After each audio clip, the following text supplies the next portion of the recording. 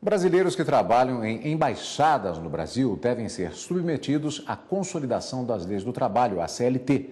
Mas algumas vezes esse direito não é respeitado e o caso vai parar na justiça.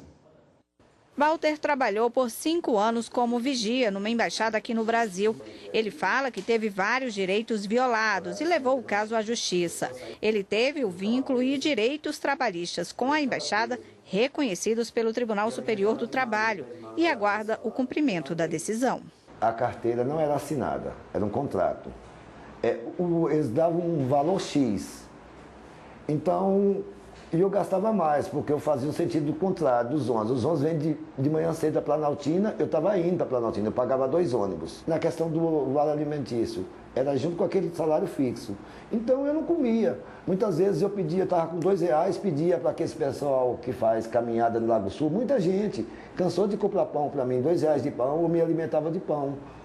Não tinha guarita, eu ficava ao relento. E quando eu ia reclamar sobre alimentação, um dia eu ouvi a piadinha, tem manga aí. O presidente do sindicato que representa os trabalhadores brasileiros em embaixadas, consulados e organismos internacionais no Brasil diz que esse tipo de violação é muito comum, porque alguns empregadores justificam que deve ser aplicada a legislação do país da embaixada e não a de onde está instalada, nesse caso, o Brasil. Sempre houve denúncia.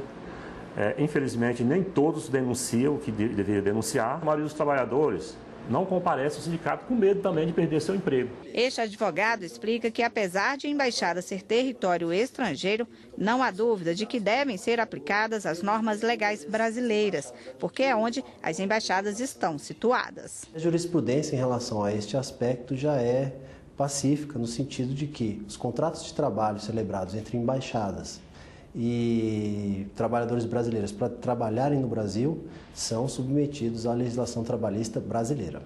Diante dessa confusão de qual direito aplicar na relação trabalhista, se o internacional ou o brasileiro, é que o trabalhador se vê numa situação difícil na hora de requerer seus direitos na justiça.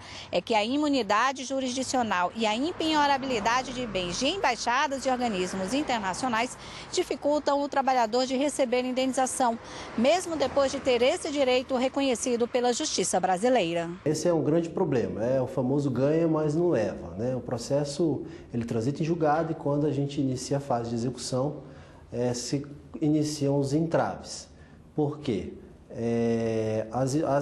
Os organismos internacionais, as embaixadas, gozam de imunidade de jurisdição, que, para o caso das embaixadas, a Justiça do Trabalho já tem relativizado essa imunidade, no sentido de permitir a penhora de bens que não necessariamente se destinam à execução das atividades da embaixada propriamente dita. É o caso de obras de artes, veículos eventualmente que não são utilizados pelo embaixador.